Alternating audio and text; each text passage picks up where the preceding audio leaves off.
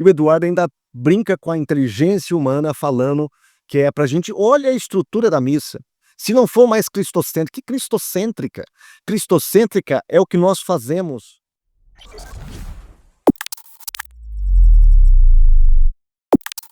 Olá, meus irmãos, graça e paz, seja muito bem-vindo ao nosso canal, o canal Defensores.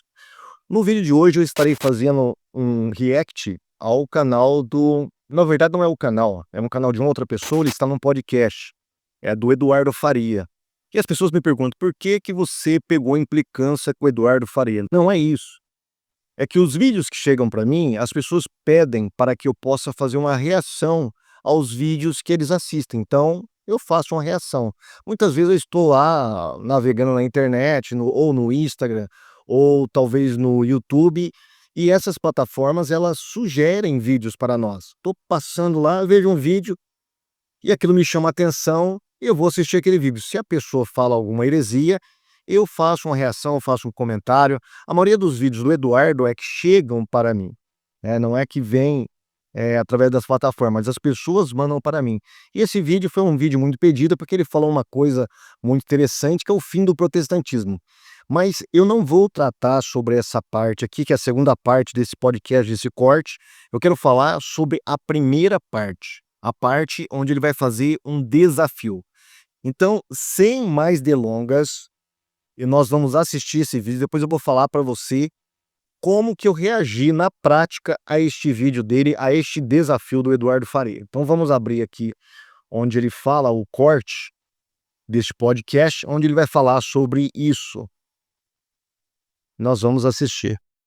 Eu queria pensar assim, para quem está começando, né, a descobrir a fé, até mesmo no meio protestante, eu queria saber quais seriam os passos iniciais para essas pessoas, né? Porque diante de tantas fontes, de tantas interpretações e de tantos discursos, para quem quer conhecer de maneira mais aprofundada a igreja, né? Qual seria o primeiro passo que o senhor indicaria?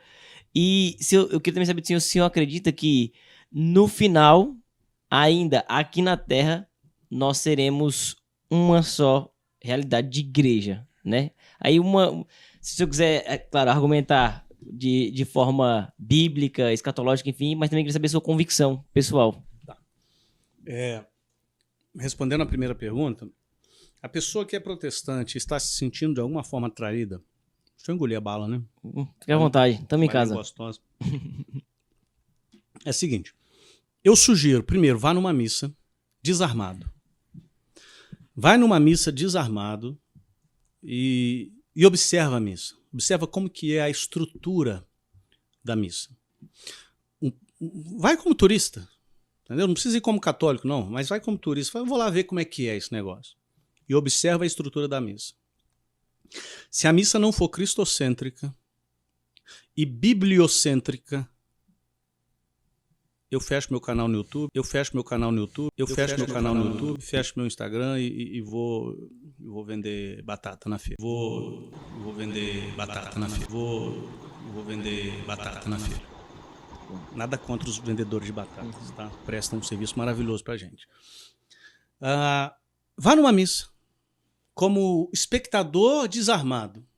Anota. Vai numa missa de domingo e anota quantas leituras bíblicas foram feitas. Eu tenho certeza que é lido mais a Bíblia na missa do que em qualquer, olha a afirmação ousada que eu estou fazendo, qualquer culto protestante. Qualquer culto protestante.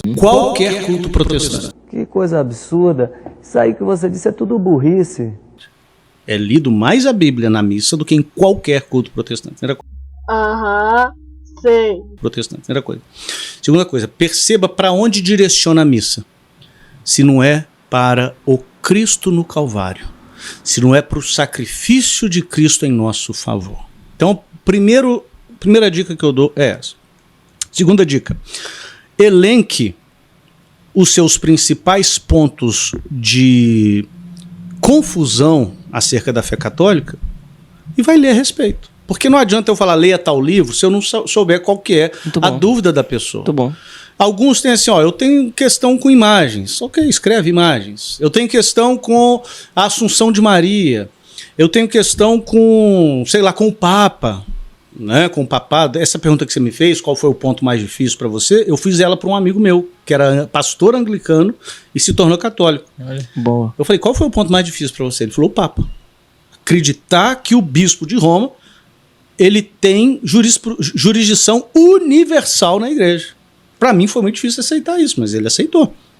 Então, elenca, e aí você vai procurar literatura específica nesse sentido, entendeu? Muito bom. Coisas gerais que eu recomendo ler. As 7 cartas de Santo Inácio de Antioquia, porque Santo Inácio de Antioquia escreve essas cartas no ano 110. Ou seja, São João tinha morrido no ano 100. No ano 110 ele escreve essas 7 cartas. E elas são absolutamente católicas. Mentira! Onde está o bispo? Aí está Jesus Cristo. Eu não tenho fome por comida mundana, mas somente pela Sagrada Eucaristia, que é a carne do meu Salvador. Então, as 7 cartas de Santo Se você Inácio... pudesse falar católicos, leiam as cartas, né? Porque eu nunca li.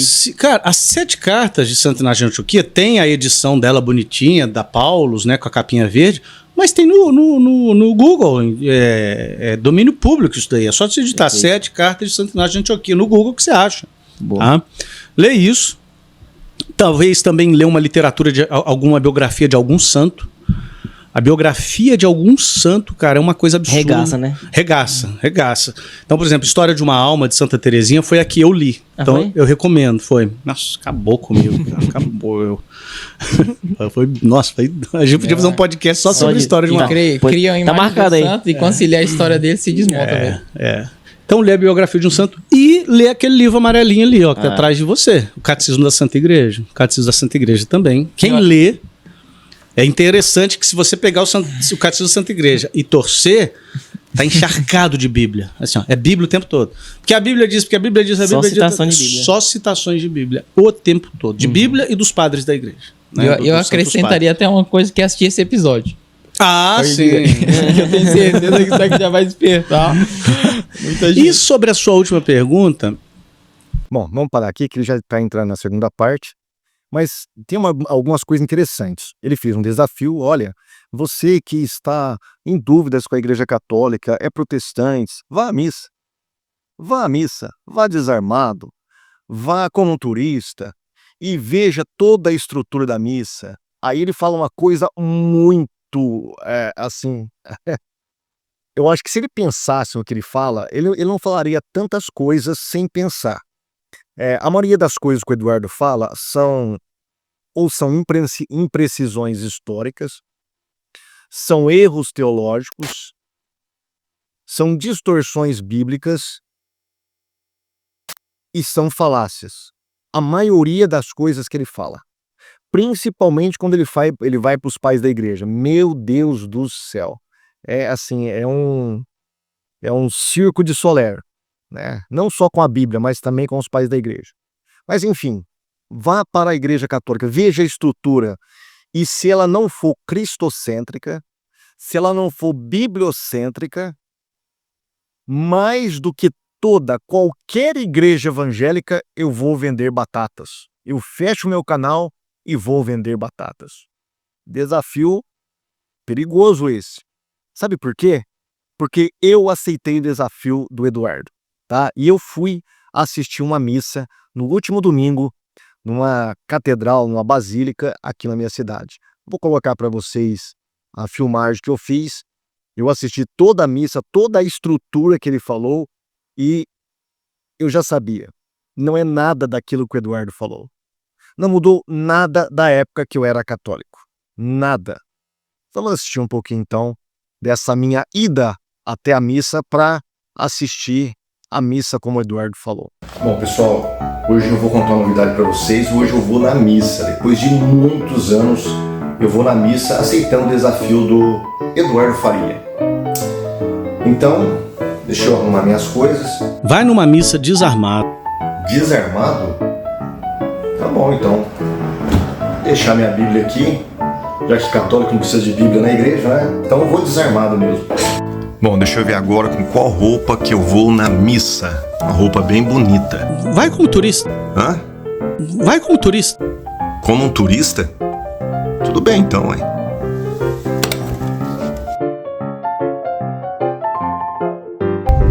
Olá pessoal, hoje é domingo de manhã, já é quase 9h30. Estou indo agora para um lugar inusitado, estou indo para a missa. Aceitei o desafio aí do Eduardo Faria. Ele disse, olha, se alguém que está pretendendo se converter, vai à missa desarmado, como um turista, estou a caráter também. E eu resolvi aceitar o desafio dele e verificar se realmente a missa dele é mais cristocêntrica do que o culto evangélico e se fala mais versículos da Bíblia do que um culto evangélico. Então estou indo para lá, uma basílica bem grande aqui da minha cidade. Na hora que chegar lá nós vamos verificar isso em loco. Bom pessoal, é essa igreja aqui que eu vou frequentar a missa hoje. É claro, estou com meu bloquinho de notas aqui. Vamos entrar, né? Vamos entrar aqui na missa para ver se realmente cumpre-se a palavra do Eduardo Faria. Aqui.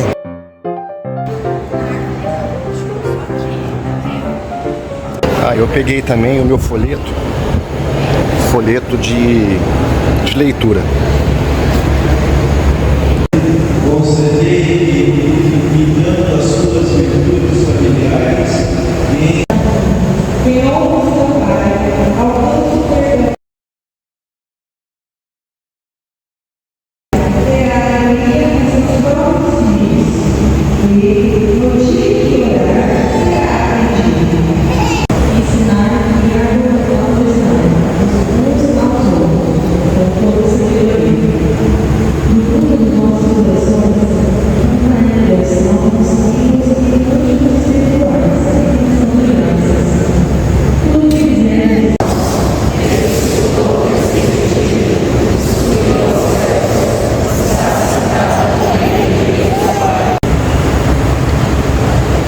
Agora é hora das pessoas estarem fazendo o recebimento da hóstia ali.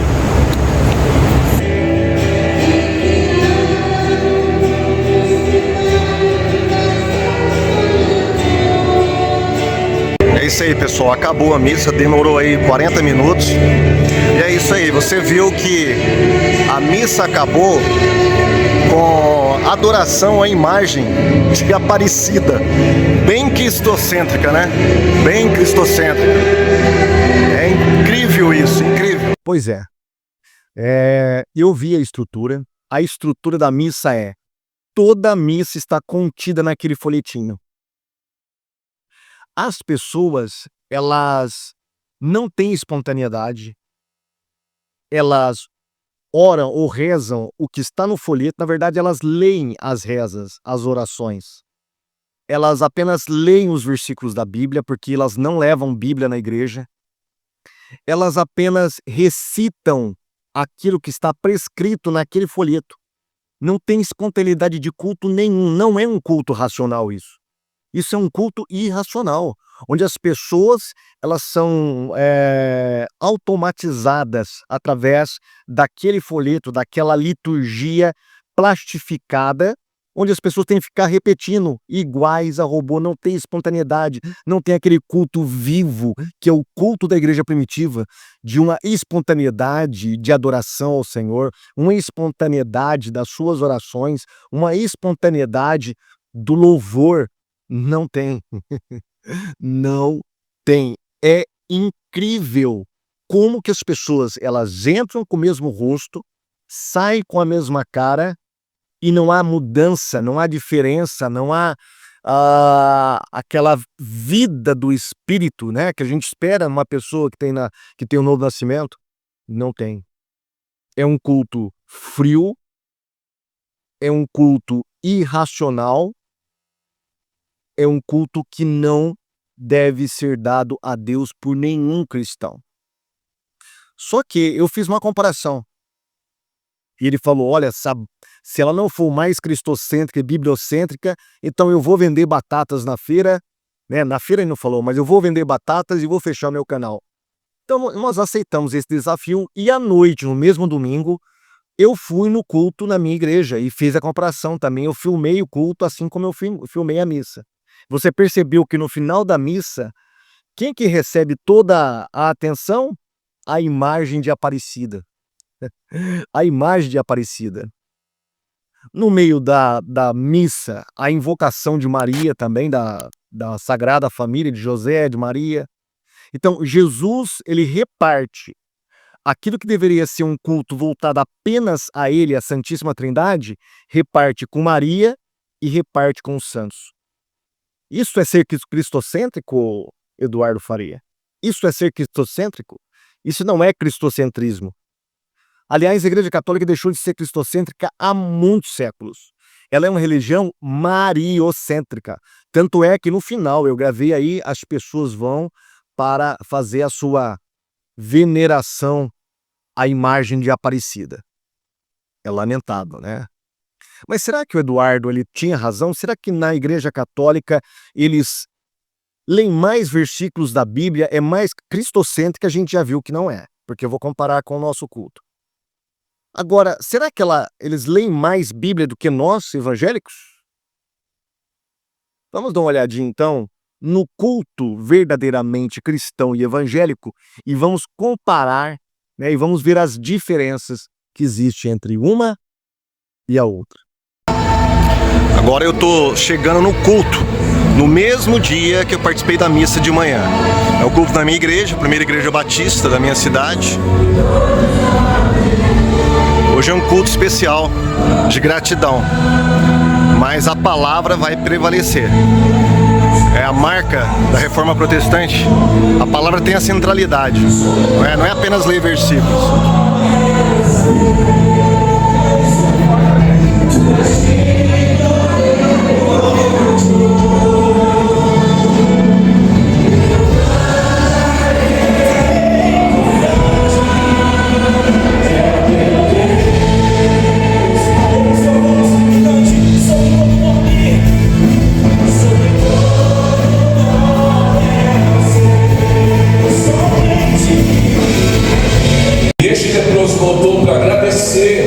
Jesus. E Jesus diz para ele: não foram os 10 que foram purificados? Só você voltou. Nós vamos ler todos em conjunto, que está no Salmo 95, de 1 a 3.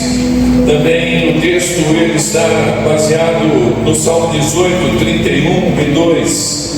E também em Romanos 11, 33 a 38. Vou pedir que você se coloque em pé. Nós vamos ler todos em uníssono esse salmo. Legamos.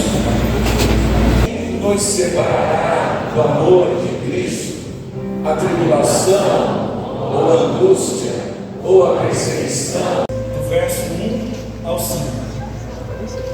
Bendize a minha alma ao Senhor, e tudo o que há em mim, bendiga o seu santo nome. Pastos é um colchão diferente, dormir em verdes, é um colchão diferente, em pastos verdejantes, tem a ver com suprimento, tem a ver com descansar.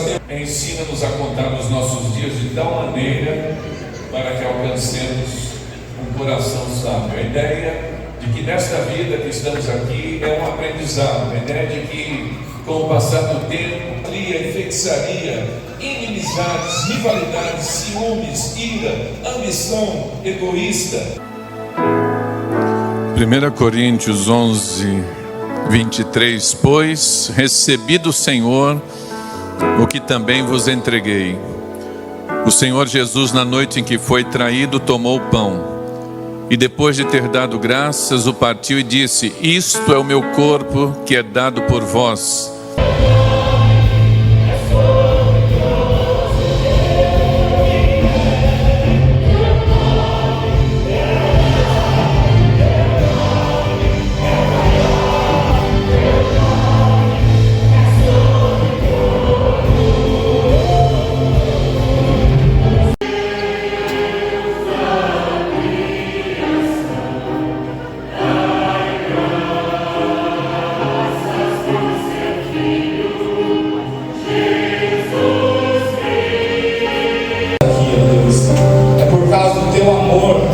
Podemos amar os outros, nossos familiares, pessoas queridas ao nosso redor. Pai, nós louvamos a Ti, porque em todo momento humano, a graça salvadora, plenamente revelada em Cristo Jesus, nosso Senhor e Salvador, e a comunhão, bem como as consolações do Espírito Santo de Deus, esteja, ó Pai, com esta igreja.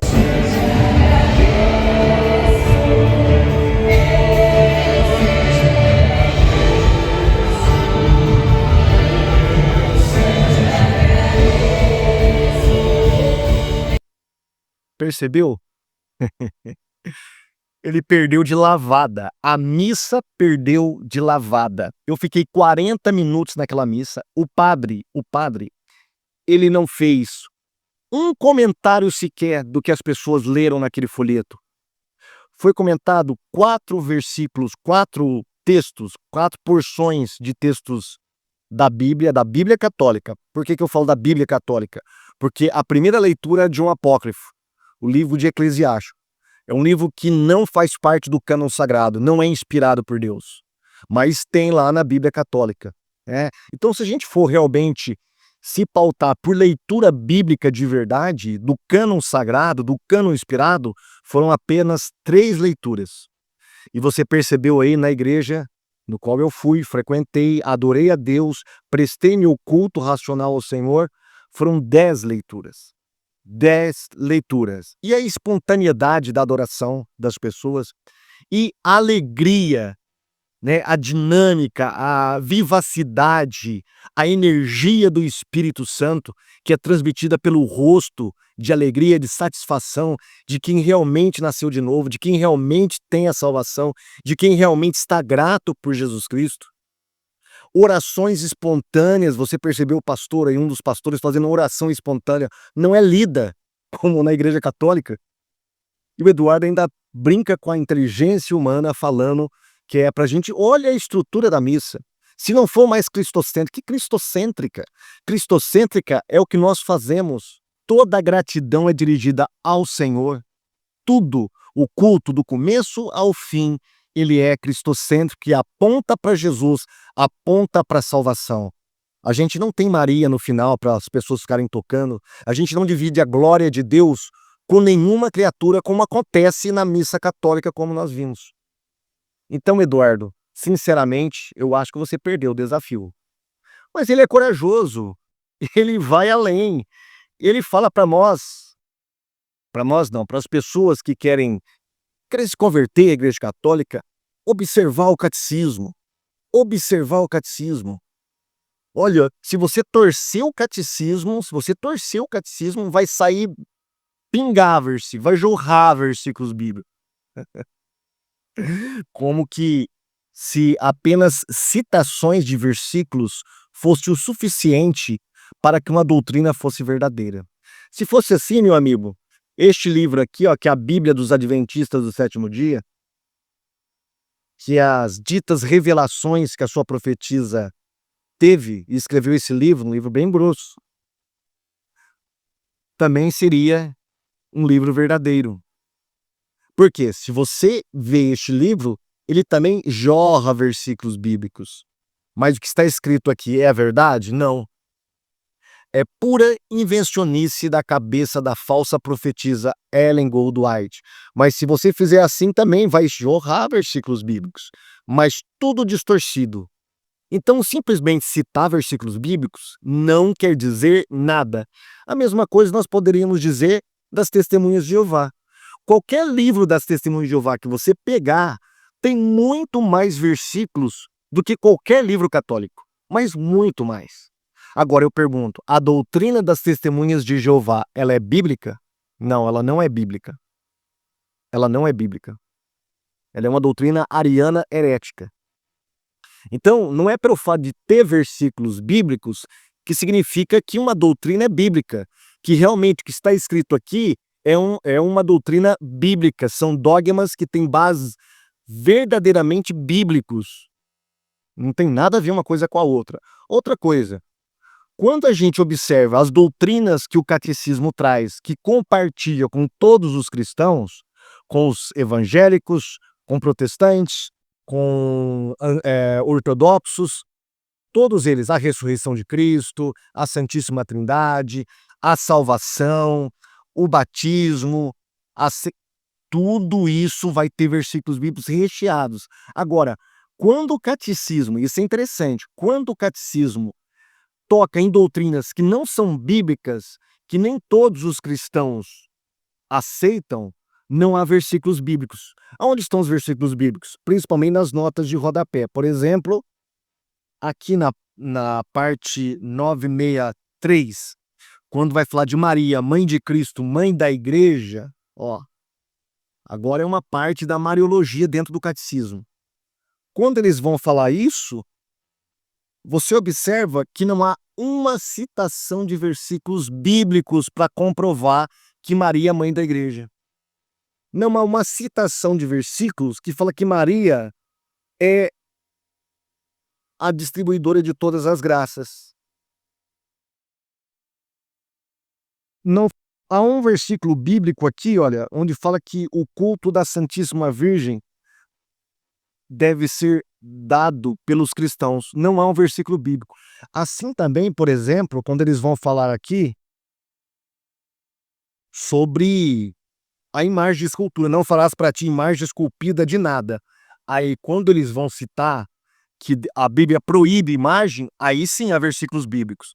Mas quando eles vão falar na página seguinte que, apesar da Bíblia proibir, Deus liberou as imagens para serem veneradas, esculpidas, incensadas ou coisa parecida, aqui nós não temos um versículo bíblico aqui, olha.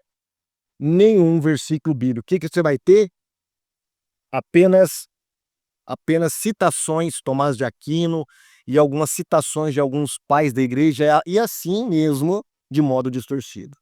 Então, é muito enganoso o que o Eduardo falou, né? O catecismo, ele vai citar realmente versículos bíblicos, mas naquilo que é doutrina em comum com todas as outras igrejas, inclusive nós, as doutrinas que são comuns, que está no credo apostólico. Saiu do credo apostólico, quando entra nas doutrinas, nos dogmas distintivos do catolicismo romano, aí não tem mais versículos bíblicos nenhum.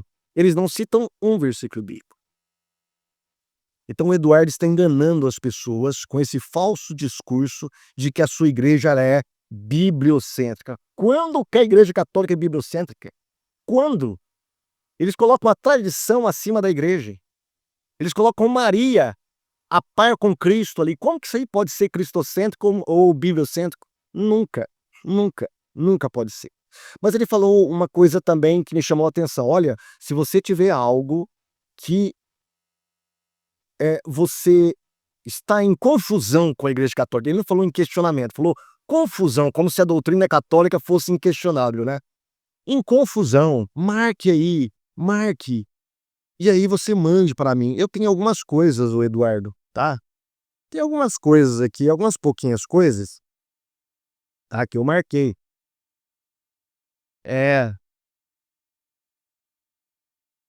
Não dá para ler tudo? Não dá para ler tudo, mas tem algumas coisinhas aqui. Por exemplo, começando com as imagens que você sugeriu. Imagens, por que o Novo Testamento e nem os cristãos primitivos possuíam imagens para veneração? Imagem de Deus Pai. Por que os padres de Nicéia II condenaram fazer imagem de Deus Pai e mesmo assim os católicos romanos possuem imagem de Deus Pai? Por que as imagens ganham culto de idolia na Igreja Católica, sendo que a Bíblia proíbe qualquer tipo de culto a não ser para o próprio Deus? A Bíblia ela não abre exceção para nenhum culto, para ninguém, apenas para o Senhor. Mas tem um monte de coisa na Igreja Católica que recebe culto, inclusive as imagens. Onde está a diferença entre idolia, latria e perdulia nas Escrituras Sagradas, Eduardo? Qual a real diferença entre venerar e adorar para um católico? Quando ele dobra o joelho diante de uma imagem da Sagrada Família, como ele consegue fazer essa distinção sutil de idolia e perdulia e latria? Se um bandista dobra seu joelho diante da imagem de um preto velho, de um caboclo, de um índio falecido, como eu sei que ele não está venerando, mas adorando aquela imagem? Como que os católicos vão condenar os ubandistas? Qual a diferença visível entre um idu e um católico romano prestando culto diante de uma imagem. Qual que é a diferença visível? Tá lá o hindu, o adepto do hinduísmo, diante dos seus 300 mil deuses, e um católico romano diante as suas dezenas, centenas de intercessores, os santos. Que eles estão lá, beijando, tocando as imagens, dobrando seu joelho. Qual que é a diferença entre eles? Por que que os documentos papais, ambos, adorar e venerar, são usados para as relíquias, Eduardo? Onde existe um mandamento apostólico sobre possuir e venerar relíquias de santos? Qual o mandamento apostólico nós temos sobre orar aos santos falecidos? Qual mandamento apostólico pode ser citado justificando o culto aos santos? Por que a palavra purgatório não existe na Bíblia, já que os termos céu e inferno estão explicitamente em diversos lugares? Deveria estar lá, né? Já que é um terceiro lugar. Por que o conceito romano de purgatório nunca existiu nas igrejas cristãs antes do século XIII? Por que que o purgatório mudou de conceito na Idade Média para hoje? Ah, uma diferença, né? Por que isso, Eduardo?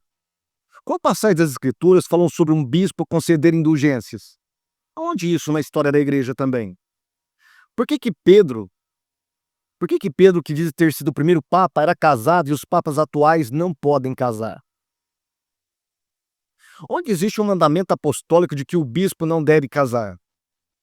Onde existe na Bíblia, Eduardo, ou na história da igreja, o conceito do bispo romano como chefe universal das igrejas cristãs? Aonde está isso? Onde a Bíblia e a igreja primitiva falam sobre infalibilidade papal? Onde a Bíblia e a história da igreja primitiva declara que a palavra papa foi reservada unicamente ao bispo de Roma? A salvação pode ser encontrada somente dentro da igreja católica, como afirmaram vários papas, ou também fora dela, como ensinaram os 3 últimos papas, Eduardo? Se o papa não erra, por que muitos papas foram condenados como heréticos na história da igreja?